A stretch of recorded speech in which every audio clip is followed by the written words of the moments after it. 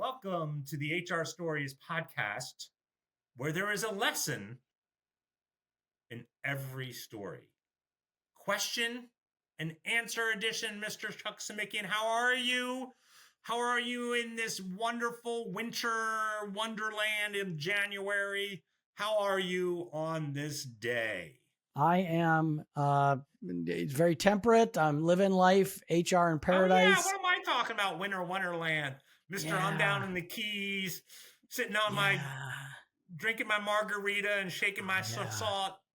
Yeah, that's all I do. It's all I do here in Isle Morada, or some people might call it Isla Morada. Folks, I'm still down here on took a long-term assignment position, and I am still on the job, HR director at a large 4-diamond resort here in the Florida Keys between Marathon and Key Largo. So, John, I'm loving life and still loving making podcasts with you. And I'm loving the success we have with our new book, The Ultimate Guide to HR, which is an Amazon bestseller. It is out there, folks. You want to go to Amazon.com and search for The Ultimate Guide to HR. You can get the Kindle version. You can get the hard copy version. And that is a big, thick book. That is a textbook. It is amazing how big that is. But folks, also, if you want it as a PDF download, you can go to Ultimate Guide to HR and you can download it as a PDF. It's an interactive guide in that format. And in the PDF guide, it is worth 3 SHRM credits, certified for SHRM side of HR management for 3 credits. John, this is our question and answer edition. Chuck, I want to interrupt you just for a second. I love that you remember to talk about the book. To me, it's out there. People are loving it. We're getting great reviews, 5 stars, right? And I'm just so focused on, I need to get these questions answered. I want to get some information. I want to provide content. I want to provide value. I want to do all those things. And sometimes I forget about the book. So I appreciate that you jump in there and shill for our book a little bit. Yeah, well, let's provide some more value for our folks now with some free advice. Once again, folks, we are not lawyers. However, we have some great work experience between John and I, and we love just answering questions. Your questions, I might add, our listeners, or the folks from our Facebook page, the HR Team of One Facebook page. John, what do you got for us today in our 3 questions? Yeah, and one of the things I'm just going to add on to that, we love getting your questions, and even if you don't want us to do it on the podcast, we'll answer your questions. And it may be complicated, it may not, but go ahead, send us your questions to email at team@hrstories.com or hit the link down there to text us. We will get them. We'll respond. I think Chuck and I both have this feeling like we want to make sure that you're getting HR right. That's our goal. And so kind of answering your questions, we're always there to do that. So definitely jump in and do that. All right. So Chuck, question number 1. Is it okay to have employees, in quotes, so workers, as independent contractors for the first 90 days and then switch them to a W-2 to make them employees after the first 90 days? Yeah. So we pre-talked this through as we were looking at these folks. John just texted those to me an hour ago. So it's not like he and I have really talked about these. Sorry, a little behind the scenes stuff there, but because he likes to see instant reactions, doesn't want a lot of prep on these questions. But yeah, I want to catch them. But when we pre-talked this, you immediately said no. So I'm going to tell you my thought and what I'm doing, and then you could tell me yours, and then we'll see where they may match up. So we have a situation in our business where we use what are called task force. A lot of task force folks, people that will come in and hold a role for 2 weeks, 2 months, until we can find a full-time person to take that role. Could be a food and beverage manager. In this particular case, we are looking for an executive sous chef. And I found a candidate, and he sounds really good, and I really want to move forward with him, but our hiring process is going to take a bit. And we wanted to use that person. This is just recently, over the last couple of weeks, over the holidays. So I made a proposal. I said, do you want to come down in a 30-day task force? See how you like it. See how you interface with the executive chef, see how you like the restaurant, and then we can evaluate them too. Plus, we can get them down here like that. Come on down. And there you are. So there you guys, there you are, you decision makers. Like, let's just do it. I can get that independent contractor down. Let's not worry about the law. So we're going to bring him down. We brought him down. Yeah. As we talk, he's finishing up. And now we're deciding whether or not we want to offer him a full-time job or continue him on a contract, which we probably would not. If we're going to continue a contract, we're going to offer him the full-time job. So that happens.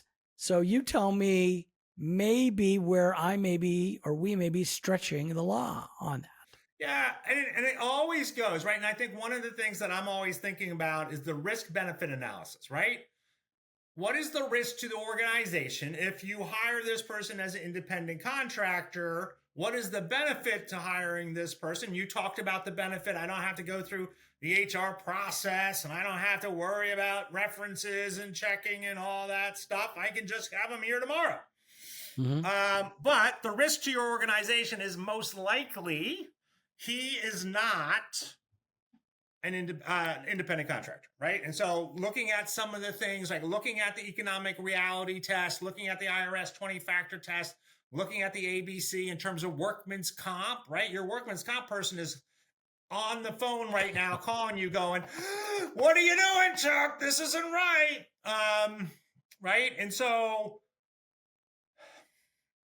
especially a sous chef, right? And so I can be like, hey, I'm going to bring this person down. I'm hiring them from a temp agency where they're an employee and they're going to be here. That's different, right? That's a different thing. But when I'm hiring an individual to come in, the questions I'm going to ask is, how much are you controlling their day to day? So are you telling them when they need to show up, how they need to show up? Are you providing them the tools to do the job? Are you providing them training? All of those things, I'm assuming you're doing. And so your control, are you giving them an employee handbook? Are you telling them that they have to make sure they can't discriminate against anybody, harass against anybody? Are you doing all of that? I would say that that's a risky proposition. Now, how risky? I don't know. I get it. I get why companies do it. I think technically you're breaking the law. I'm saying that right there on our, far-reaching podcast. The Department of Labor is going to be calling you tomorrow. And so it would be very risk adverse to do that. Now, Again, is the risk that big? Probably not, right? You're doing it once in a while, that kind of stuff. I think, again, it's up to your company and risk averse there, but I would lean to, like, you know what, you're going to be independent contractor. You're going to be an employee. We're just going to go through this. I'm going to do a background check. I'm going to make sure that do your drug testing. I'm going to make sure that we do this. We're going to give you the uniform. We're going to make you an employee. We're going to try it out for 30 days. And if it works, that's great. If it doesn't work, we're going to let you go. Bingo. And in the end, John, that's what we ended up doing. We hired this person as a 30-day seasonal employee and said, you're here for 30 days, go forward. And now we're in the process of deciding whether we're going to turn that person full time. So, and the primary reason was they do task force, but they weren't coming from a company, like a task force company. They're coming down on their own, and they didn't have workers' comp insurance. So in order to cover that, we just said, okay, we're just going to hire you as a seasonal 4-week, get us through the holiday Christmas season. So great. I think Let's you've hear made it some for great Chuck. points. You did it right. Woohoo! But I Oh. think that tension is so true, right? I think that Mm. tension is, especially from a leadership management point of view, we need somebody tomorrow, get somebody here. And then we're in human resources going, we got to do a drug test. We have to do this. We have to do this. We have to do this. We have to open it up to other people, right? We have to make sure that it's fair, blah, blah, blah. And our boss is yelling, breathing us. And so people are like, well, make them an independent contractor and that's fine. I'll take the risk. I just think that, again, right, you're not being stat on the podcast, broadcasting that out. There's a risk to it. And so kind of doing that. All right. Well, there we go. Question number 2. When an employee moves from part-time to full-time, do you typically draw up a whole new employment agreement, or do you just update their status in the HRIS, Human Resources Information System? Well, I think that depends what your policies, processes, and procedures are. It you know, depends. well, it depends. Okay, we have a lot of times people go from part-time to full-time, and it happens. We have seasonals, we have on-call banquet servers, things like that. And in my previous world in theme parks, and we've had that before. We have a lot of part-time employees. We require the manager to put in a paperwork, a personnel action form. It's as old as dirt, a PAF. And so, hey, and we do that because we want auditors come in and they're going to want to know who approved this person to go from part-time to full-time. The manager sent it in, they signed it, HR signs it. We then go ahead and we turn them full-time. But it's not that easy of saying, okay, now you're full-time, because now they're full-time, they're eligible for benefits. Okay, so does that create a benefit enrollment event? We need to let our benefit people know. Unfortunately, ADP, sorry, ADP, I'm so sorry, but it's not like this, it's not smart. I'm not going to use the word smart. It's not intuitive. So if I automatically move someone to full-time, effective the beginning of the next pay period, ADP doesn't intuitively know I got to create an event sometimes. So, it requires some intervention. So I may need to open up a help ticket that goes eventually to our benefits people. And so there are processes there. Do we ask the person to fill out a new employment application? No. Do we run a new background check? No. Do we enter them in E-Verify again? No, absolutely not. Okay. Right. Yeah, no. Well, but that's up to you and your company. Some companies may say, okay, they need to reapply. They need to apply to be full-time. I don't know. My answer at the end of the day is make it simple. There's a hassle factor, John. I talk about this in retention all the time, where you're adding hassle on hassle for your employees, for your managers, just to get something done for the sake of process and procedures. And you can cut some of those things out and get the same results and have the same protections. God bless you, as they would say. Keep it simple. Yes. Keep it simple. No, and I agree with that. And I was thinking about like that scenario, because I was thinking about if I have somebody in a role and I have a lot of people in that role, I have some people that are part-time, some people are full-time, and I'm going to take that part-time person and make them full-time. It's not just, I'm going to change their schedule. We got to talk about benefits. We got to talk about that. But then I'm thinking about, so basically what you said, right? And so, but then I'm thinking about, okay, what if I have a part-time employee working in this department and they apply for a full, well, I had this happen to me. I had somebody that was working as a temp employee, right? Mm-hmm. So they worked maybe 10, 15 hours a week, maybe. And they applied for a full-time manager role. And that's a little bit different, right? That's a little like, okay, I need to do more orientation. I sent that person through orientation again. I did a lot more with that because they weren't as connected to the organization as a temp employee, part-time temp employee, as they were there. But like E-Verify should already be done. I-9 should already be done. The W-4 should already be done. All of that first day stuff should already be done. But health insurance, probably not, right? So they need to kind of do some of that too. So yeah, that was good. I I like that. I like the way Yeah. you're You never know where thinking. that simple question can take us. So Yeah. Yeah. thank you for coming up with All that. right. Question 3. Help. How do I position myself for the next role in HR? And so I'm putting a little note in this, Chuck, because we get this a lot. Like people were laid off or they were dismissed. And so now they're like, I'm trying to get the next HR job. Tell me, like, how do I do this? How do I get it? How do I get that ultimate job to do that? It depends on what level they are, what role they are. Any indication of any more indication to this person as far as what they were looking to do, so we can answer it Well, specifically no, or just this general. particular one, the one I'm thinking of, and I kind of changed the question a little bit. The one I'm thinking of was they were dismissed from their job. They felt they were doing a good job. Everything was going well. They got dismissed. And so now they're like, that company was a little toxic. It wasn't the right work environment. And now I want to move into another role. I've been applying for jobs, but I haven't had anybody Mm, like I interviewed a couple times, but I haven't got a job. And so like, how can I do? What am I missing? What should I be doing?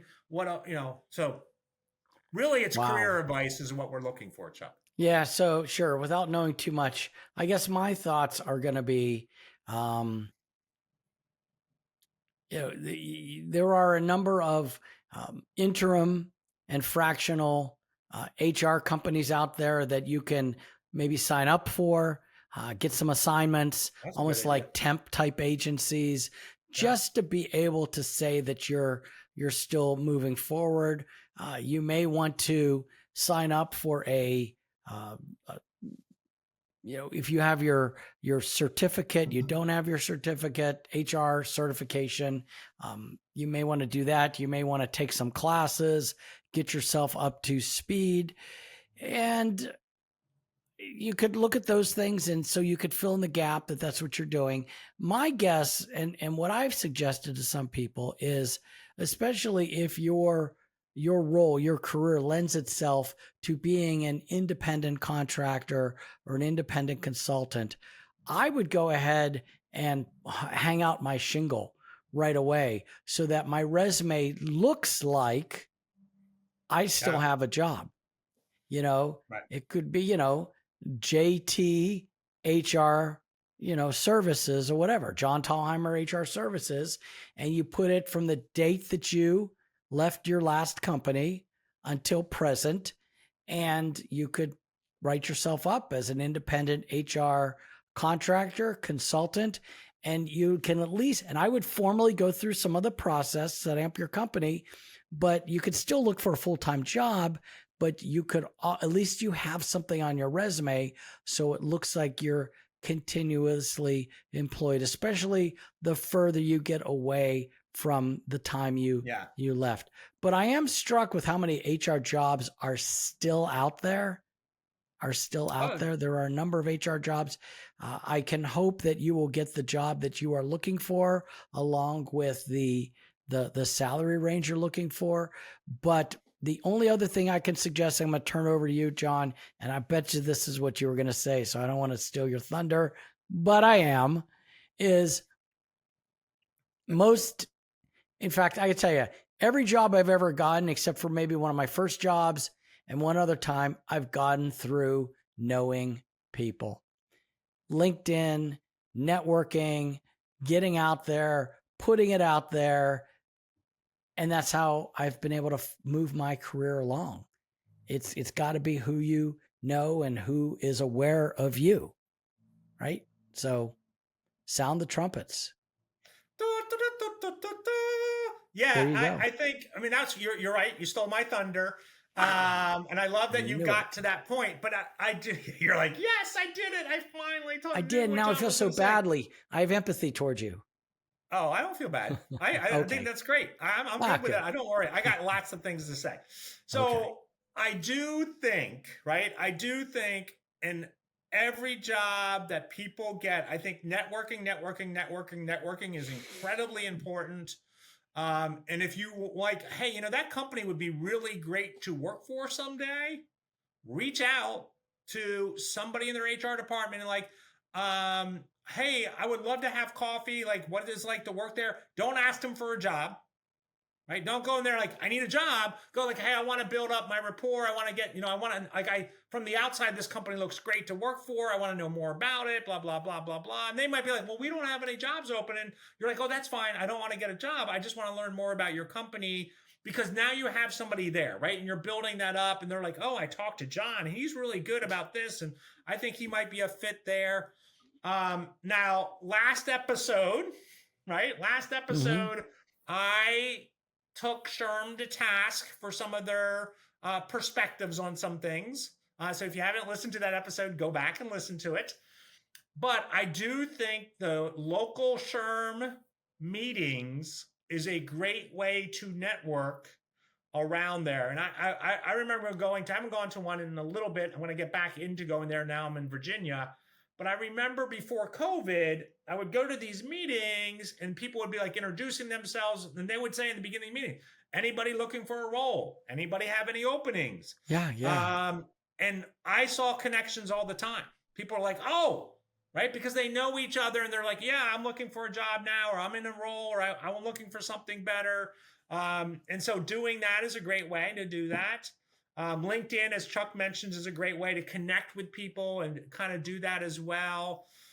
So that's sort of like that connection, right? And so in marketing, we call that awareness, right? People need to know that you're out there.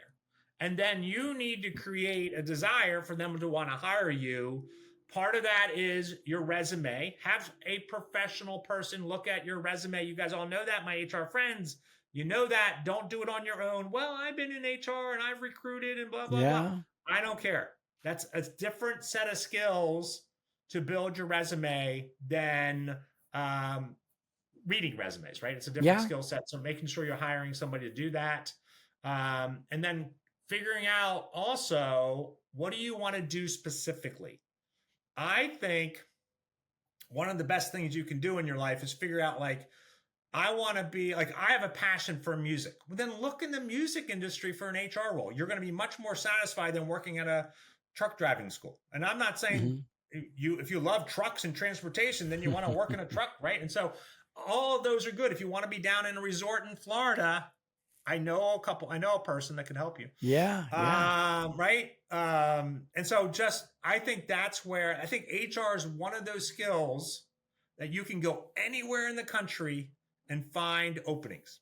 But you have to network. You got to get to know these people. You sending a piece of paper with your resume on it will never get anybody's attention. Yeah. So, we took this question off at first. I was thinking it's a person that is in between jobs, doesn't have a job. What would we do? You took it to the point of, hey, if you already have your job, don't wait, start networking now. So when you do go out, and you are in between jobs, you just have to say, hey, everybody, guess what? So you're not starting from the beginning. Yeah. So let me give you an experience, not in HR. So my wife, how was it now? 6 years ago, was working for this great company, blah, blah, blah, ends up getting laid off on a Thursday. On Thursday afternoon, I think it was Thursday afternoon, she makes 3 phone calls and she has 3 people interested in her coming to work for her company. Her coming to work for their company. Great. Right? Because of her connections. She was Great story. Hey, I just got laid off. I'm out. I'm just putting it out there that I get laid off. I'm looking. And one of the people she knew had her own company. She's like, oh my gosh, would you want to come work here? We would love you. We need you. And then she got her next job. She literally had her next job within a week and a half. Yeah, that's fantastic. And it's all about that networking. It's all about the networking. I would suggest all of us in HR, right? So here's what I'm going to ask all of you, all listeners. This is what I want you to do. I want you to go to LinkedIn. I want you to put in John Thalheimer. That's THALHEIMER. And find me. There's only a few of us John Thalheimers out there. So find us. Connect with me on LinkedIn. Say, hey, I heard your podcast. I wanted to connect with you. Fantastic. I would love to connect with you and network with you. Then Go there and put in CHUCK, Chuck Simikian, Simikian. Is that right? Yep. Okay, I could have read it right there on your script. Put that in there, get attached to him as well. Because we hear like, hey, there's a job opening over here. And if we're connected to you, we might say out to all of our peeps, like, hey, by the way, there's this job opening. You may want to look at it. Join us at the team at HR. What is it? The team at HRstories.com. Sign up for our newsletter. Stay in touch that way. Facebook page is the HR Team of One community. Yep. That's fantastic. HR Team of One community on Facebook. And folks, if you do connect with us on LinkedIn, you've got to say you heard us on the podcast, because we get a lot of salespeople sending us stuff. Yes. And so if you're a salesperson, you listen to us on the podcast, say, hey, I'm a salesperson, I listen to you on the podcast. But that's the key, the golden ticket. John, this is great. Yeah, network, and make sure you're connecting with us. I love that. That was a great segue. Chuck, any final words for the HR Stories podcast Q&A edition? No, I think we've covered everything. I want to thank our listeners, and we will see you next week for another great HR story where there's a lesson, well, in every story. Question. And thank you, Chuck. There's a question in every answer. Or is it every answer? There's an answer in every question. There we go. Thank you, everybody. Thank you for listening to the HR Stories podcast. The material presented in this podcast is for informational purposes only. Chuck and John always recommend using an employment lawyer or HR consultant to handle any legal concerns or HR issues. We do our best to double check sources and make sure the information we are providing is accurate. We may eliminate or embellish without changing the basic narrative to make the story easier to understand. In certain circumstances, we may change identifying information to protect the innocent. The HR Stories broadcast is brought to you by the team at HR Stories. The team at HR Stories is designed to help anyone with HR responsibilities be better at managing the employee experience. To engage with us, go to the HRStoriesTeam.com and learn more about how the team at HR Stories can support your business or nonprofit. Thank you for listening to the HR Stories podcast, where there is a lesson in every story.